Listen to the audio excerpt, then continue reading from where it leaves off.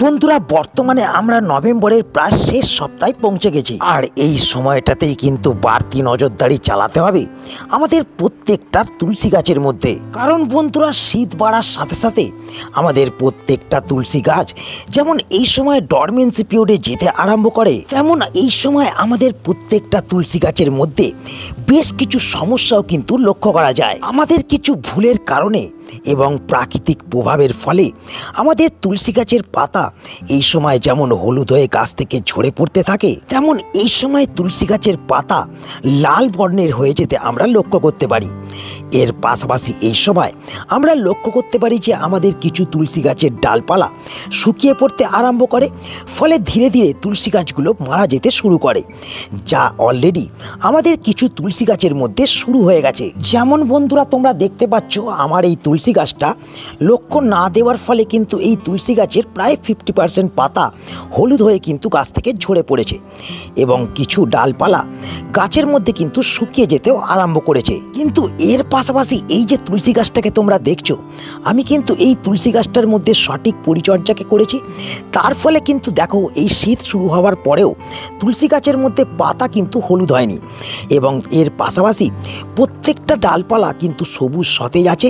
তোমরাও যারা এই সময় চেষ্টা করছো সম্পূর্ণ শীতকাল জুড়ে তোমাদের তুলসী গাছকে সবুজ এবং তরতাজা রাখতে, শীতকালে তোমাদের তুলসী গাছগুলোকে শুকিয়ে পড়ার হাত থেকে বাঁচাতে, তাদের জন্যই কিন্তু মূলত আজকের এই ভিডিও। আর এই ভিডিওতে আজ আমি তোমাদের সঙ্গে এমন কিছু টিপসকে শেয়ার করব, যে টিপসগুলোকে তোমরা যদি এই সময় ফলো করতে পারো, তাহলে কিন্তু তোমরাও আমার তুলসী গাছের মতন তোমাদের তুলসী গাছকেও সবুজ এবং তরতাজা রাখতে পারবে এবং সম্পূর্ণ শীতকাল জুড়ে তোমাদের গাছগুলোকে শুকিয়ে পড়ার হাত থেকে কিন্তু বাঁচাতে পারবে। তো বন্ধুরা, চলো আর দেরি না করে আমরা জেনে নিই যে কী সেই টিপসগুলি যা শীতকালে আমাদের তুলসী গাছের প্রত্যেকটা পাতা এবং ডালপালাকে সবুজ এবং সতেজ রাখতে সাহায্য করবে এবং তুলসী গাছগুলোকে শুকিয়ে মারা যাওয়ার হাত থেকে বাঁচাবে। বন্ধুরা, সম্পূর্ণ শীতকাল জুড়ে আমাদের তুলসী গাছগুলোকে সবুজ এবং তরতাজা রাখতে হতে গেলে, আমাদের তুলসী গাছকে এই শীতকালে শুকিয়ে পড়ার হাত থেকে বাঁচাতে হতে গেলে, এই নভেম্বরের শেষ মুহূর্তে এসে এবং শীতের শুরুতে দাঁড়িয়ে আমাদের প্রথম যে কাজটাকে করতে হবে সেটা হলো বন্ধুরা, শুরুতেই আমাদের কিন্তু নজর রাখতে হবে যাতে আমাদের তুলসী গাছের মাটি এই রকম ভুরভুরে থাকে। কারণ বন্ধুরা, আমাদের তুলসী গাছের মাটি এই শীতকালে যত ভুরভুরে থাকবে বা যত হালকা থাকবে, তত কিন্তু আমাদের গাছ এই সময় তার স্বাভাবিক বৃদ্ধি বিকাশ করতে থাকবে এবং তার সঙ্গে সঙ্গে আমাদের গাছগুলো কিন্তু সুস্থ থাকবে। এর পাশাপাশি যে 2 নম্বর কাজটাকে আমাদের এই সময় করতে হবে সেটা হলো বন্ধুরা, আমাদের তুলসী গাছের মাটির মধ্যে আমাদের কিন্তু এই সময় ওভার ওয়াটারিং করা বন্ধ করতে হবে। তো এক্ষেত্রে আমরা কি করব, আমরা তুলসী গাছের মাটির মধ্যে কিন্তু প্রত্যেক দিন জল প্রয়োগ করব, কিন্তু জল যতটা পরিমাণে আমরা গ্রীষ্মকালে প্রয়োগ করতাম তার থেকে আমরা অর্ধেক জল কিন্তু ব্যবহার করব। মানে আমরা প্রত্যেকটা তুলসী গাছের মধ্যে প্রত্যেকটা দিন 400 থেকে 500 ml বেশি জল কিন্তু কখনোই প্রয়োগ করব না।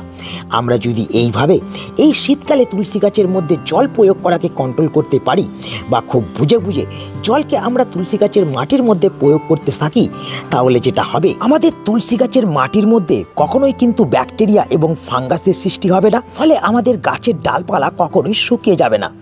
এবং এই জল প্রয়োগ করাকে কন্ট্রোল করলেই আমরা দেখতে পাবো যে আমাদের তুলসী গাছের পাতা হলুদ হয়ে ঝরে পড়া বন্ধ হয়েছে এবং প্রত্যেকটা তুলসী গাছ নতুন নতুন পাতা বৃদ্ধি করে সবুজ এবং সতেজ হয়ে উঠেছে। ও বন্ধুরা, এই 2 নম্বর কাজটি করার সাথে সাথে আমাদের যে 3 নম্বর কাজটাকে করতে হবে সেটা হলো, এই সময় কিন্তু প্রত্যেকটা তুলসী গাছকে আমাদের কিন্তু সারা দিনের রোদযুক্ত স্থানের মধ্যে রাখতে হবে এবং এমন একটা স্থান এই তুলসী গাছ রাখার জন্য আমাদের নির্বাচন করতে হবে যেখানে সারা দিনের রোদ্দুর থাকে। কিন্তু বন্ধুরা, যখনই রোদ্দুর চলে যাবে তখনই কিন্তু আমাদের তুলসী গাছগুলোকে একটা ছাওয়াযুক্ত জায়গার মধ্যে আনতে হবে। কারণ বন্ধুরা, ঠান্ডা ও শিশির আমাদের এই তুলসী গাছের জন্য কিন্তু মৃত্যুর প্রধান কারণ। তাই আমরা যেটা করব, আমরা সারা দিনের রোদযুক্ত স্থানের মধ্যে তুলসী গাছকে সকালবেলায় রাখবো এবং যখনই দেখব যে রোদ্দুর চলে গেছে, ঠিক 5টার পর আমরা তুলসী গাছকে একটা সেমিসেটযুক্ত জায়গার মধ্যে বা বাড়ির ভেতরে এনে রাখবো, যাতে তুলসী গাছের পাতা পাতার মধ্যে ডাইরেক্ট শিশির না পড়তে পারে। এই গাছের পাতার মধ্যে যদি ডাইরেক্ট শিশির পড়ে তাহলে কিন্তু গাছের পাতা হলুদ হয়ে যাবে, গাছের ডালপালা কিন্তু শুকিয়ে গাছগুলো ধীরে ধীরে কিন্তু মারা যেতে আরম্ভ করবে। কিন্তু যাদের কাছে সেমিসেটযুক্ত জায়গা নেই বা যারা বাড়ির মধ্যে তুলসী গাছকে রাখতে পারবে না, তারা যেটা করবে, তারা কিন্তু তোমরা বন্ধুরা তুলসী গাছগুলোকে ফাঁকা স্থানের মধ্যেই রাখবে এবং যখন দেখবে বিকাল 5টা বেজে গেছে তখন কিন্তু একটা বস্তা বা প্লাস্টিক নিয়ে তুলসী গাছের ওপর থেকে কিন্তু নিচু অবধি তোমরা এইভাবে কভার করে দেবে। যদি তোমাদের কাছে বস্তা বা প্লাস্টিক না থাকে তাহলে তোমরা যে কোনো সুতির কাপড়কে উপর থেকে নিচু অবধি কিন্তু তুলসী গাছে চাপা দিয়ে দেবে। ফলে যেটা হবে, গাছের পাতার মধ্যে কিন্তু কখনোই শিশির পড়তে পারবে না। আর গাছের পাতার ওপরে শিশির না পড়লেই গাছের পাতা হলুদ হওয়া বন্ধ হবে এবং তার সঙ্গে সঙ্গে গাছ যে শুকিয়ে মারা যাওয়ার সমস্যা এই সম্পূর্ণ শীতকাল জুড়ে লক্ষ্য করা যায়, সেটাও কিন্তু তোমাদের তুলসী গাছের মধ্যে কখনোই হবে না। তাই এই কাজটাকে খুবই গুরুত্বপূর্ণভাবে তোমাদের কিন্তু এই শীতকালে মেনে চলতে হবে। এর পাশাপাশি বন্ধুরা আমাদের যে 4 নম্বর এবং গুরুত্বপূর্ণ কাজটাকেও করতে হবে, সেটা হচ্ছে এই সময় কিন্তু আমাদের তুলসী গাছের মধ্যে এই মনচুরি আসতে কিন্তু শুরু করে, যাকে আমরা তুলসী গাছের ফুল বলে থাকি। তো এই মনচুরি এলে যেটা হয়, এই সময় কিন্তু গাছ তার সম্পূর্ণ এনার্জিকে এই মনচুরিতে কিন্তু লাগিয়ে দেয় এবং এই মনচুরি বা বীজগুলোকে পরিপক্ক করতে থাকে এবং তার ফলে যেটা হয়, গাছ কিন্তু খাবারের অভাবে দুর্বল হয়ে গিয়ে ধীরে ধীরে কিন্তু মারা যেতে শুরু করে এবং গাছ নতুন নতুন পাতাকে আর বৃদ্ধি করতে পারে না। তাই আমাদের যেটা করতে হবে, এই সময় মনচুরি দেখা মাত্রই আমাদের কিন্তু সেই মনচুরিগুলো গাছ থেকে এই রকমভাবে কিন্তু হালকা করে কেটে দিতে হবে। এর ফলে যেটা হবে, গাছের সম্পূর্ণ এনার্জি গাছ কিন্তু নিজের মধ্যে স্টোর করে রাখবে এবং সেই এনার্জি দ্বারা গাছ কিন্তু নতুন নতুন ডালপালা এবং পাতাকেও ধীরে ধীরে কিন্তু বৃদ্ধি করবে। যেহেতু এই সময় গাছ ডরমেন্সি পিরিয়ডে থাকে, তাই অত্যাধিক পরিমাণে গাছ বৃদ্ধি না হলেও গাছের মধ্যে কিন্তু নতুন নতুন ডালপালা এবং পাতা ক্রমাগত কিন্তু আসতে থাকবে। কিন্তু বন্ধুরা শুধুমাত্র এই মনচুরিগুলোকে কেটে দিলেই হবে না, তার সঙ্গে সঙ্গে এই সময় আমাদের গাছগুলোকে পরিষ্কার পরিচ্ছন্ন রাখতে হবে। এই সময় আমাদের যে সমস্ত তুলসী গাছের ডালপালা শুকিয়ে গেছে, সেই সমস্ত তুলসী গাছের ডালপালাকে আমাদের কিন্তু গাছ থেকে ছেঁটে ফেলে দিতে হবে। ফলে আমাদের তুলসী গাছের আর কোনো ডালপালা যেমন শুকাবে না, তেমন তুলসী গাছগুলো আবার কিন্তু পুনর্জীবিত হয়ে উঠবে এবং সবুজ ও সতেজ দেখাবে। কিন্তু বন্ধুরা এই টিপসগুলো তো আমাদের তুলসী গাছকে সুস্থ রাখবে, কিন্তু তুলসী গাছের গ্রোথকে ভালো রাখতে হতে গেলে, আমাদের এই সময় তুলসী গাছগুলোকে সুন্দরভাবে সারভাইভ করাতে হতে গেলে আমাদের এই 4টি পরিচর্যা ছাড়াও যেটা করতে হবে, গাছের মধ্যে কিন্তু খাবারকে প্রয়োগ করতে হবে। তো কোন কোন খাবারকে এই শীতের শুরুতে এবং নভেম্বর মাসের শেষ মুহূর্তে দাঁড়িয়ে আমরা আমাদের তুলসী গাছের মধ্যে প্রয়োগ করব, তো চলো সেটা এবার আমরা দেখে নিই। বন্ধুরা শুরুতেই আমাদের যেটা করতে হবে, আমাদের তুলসী গাছের কাছে গিয়ে প্রথম কিন্তু এই সময় মাটিটাকে এই রকম খুঁজে নিতে হবে। যেমন দেখছো আমি অলরেডি খুঁজে রেখেছি। তো বন্ধুরা এই মাটি খোসার প্রসেসটাকে তোমাদের কিন্তু প্রত্যেক সপ্তাহে একবার করে করতেই হবে এবং মাটি সপ্তাহে একবার খুঁজলেও খাবার কিন্তু তোমরা মাসে একবারই প্রয়োগ করবে। তো মাটি খোসার পর তোমরা যে জিনিসটাকে প্রথম তুলসী গাছের মাটির মধ্যে প্রয়োগ করবে, মানে এই নভেম্বরের শেষ মুহূর্তে এসে যে জিনিসটাকে প্রথম তোমরা তুলসী গাছের মাটির মধ্যে প্রয়োগ করবে, সেটা হলো বন্ধুরা এটা। তো এই যে জিনিসটা দেখছো, এটা হলো রান্নার হলুদ। আর এই হলুদ আমাদের তুলসী গাছের মাটির মধ্যে এই সময় কখনোই ফাঙ্গাস এবং ব্যাকটেরিয়া সৃষ্টি হতে দেবে না এবং তার সঙ্গে সঙ্গে আমাদের গাছের শিকড়কেও এই হলুদ কিন্তু সুস্থ রাখবে। তো দেখতে পাচ্ছ আমি কিন্তু এই 8 ইঞ্চি টবের মধ্যে 1 চামচ হলুদকে কিন্তু প্রয়োগ করে দিচ্ছি। তোমাদের কাছে যদি 8 ইঞ্চির ছোটো টব থাকে তাহলে কিন্তু তোমরা যেটা করবে, 1/2 চামচ হলুদগুলোকে কিন্তু প্রয়োগ করে দেবে এবং এই হলুদগুলোকে প্রয়োগ করে দেবার পর যে 2 নম্বর খাবারটাকে তোমরা ব্যবহার করবে, সেটা হলো বন্ধুরা এই চা পাতা। দেখতে পাচ্ছ আমি কিন্তু এখানে 1 বাটি চা পাতা নিয়ে নিয়েছি, কিন্তু বন্ধুরা এই 1 বাটি চা পাতা কিন্তু প্রয়োজন হবে না।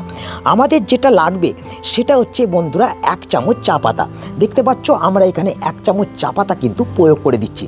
তো এই চা পাতাও আমাদের গাছের মাটির মধ্যে যদি এই সময় প্রয়োগ করি, তাহলে এই চা পাতা দ্বারা গাছ কিন্তু নাইট্রোজেন পেয়ে যাবে এবং তার সঙ্গে সঙ্গে কিন্তু তুলসী গাছের মাটি সব সময় অ্যাসিডিক থাকবে এবং তার সঙ্গে সঙ্গে এই চা পাতার মধ্যে থাকা বিভিন্ন ধরনের মাইক্রোনিউট্রিয়েন্টও গাছ কিন্তু ধীরে ধীরে ইনটেক করতে থাকবে।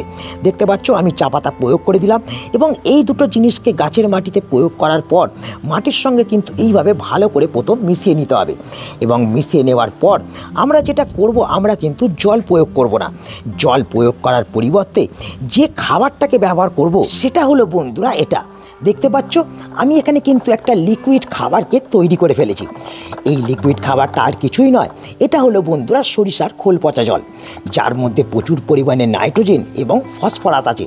তো তোমরাও কিন্তু এই রকম সরিষার খোল পচা জলকে এই শীতের বাগানে ব্যবহার করার জন্য কিন্তু তৈরি করে রাখো এবং এই খাবারটাকেই আমাদের কিন্তু তুলসী গাছের মাটির মধ্যে প্রত্যেক মাসে একবার করে কিন্তু ব্যবহার করতে হবে।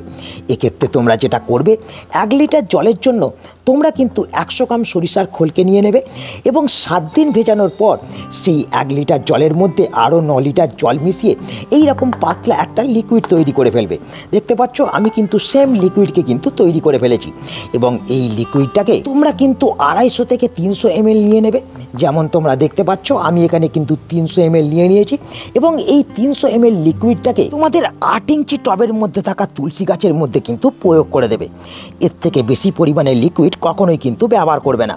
তো বন্ধুরা এই 8 ইঞ্চির ছোটো টব হলে তোমরা যেটা করবে, তোমরা কিন্তু 250 ml এই সরিষার খোল পচা লিকুইড তরলকে কিন্তু ব্যবহার করবে এবং তার থেকেও ছোটো গাছ হলে তোমরা 1 থেকে 150 ml কিন্তু ব্যবহার করবে এবং এই খাবারটাকে ঘন ঘন ব্যবহার করার কোনো প্রয়োজন নেই।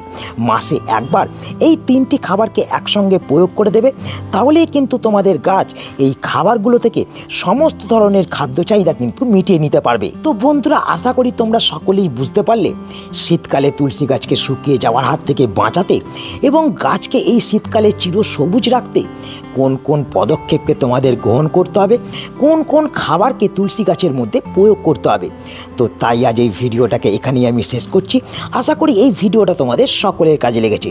যদি ভিডিওটা ভালো লাগে তাহলে অবশ্যই ভিডিওটাকে একটা লাইক করে দেবে, তোমাদের বন্ধুদের কাছে শেয়ার করে দেবে এবং যারা এখনও চ্যানেলটাকে সাবস্ক্রাইব করে রাখুনি তারা অবশ্যই কিন্তু চ্যানেলটাকে সাবস্ক্রাইব করে রাখবে। তো দেখা হচ্ছে আবার একটা নতুন ভিডিওতে। সকলে ভালো থেকো, নমস্কার।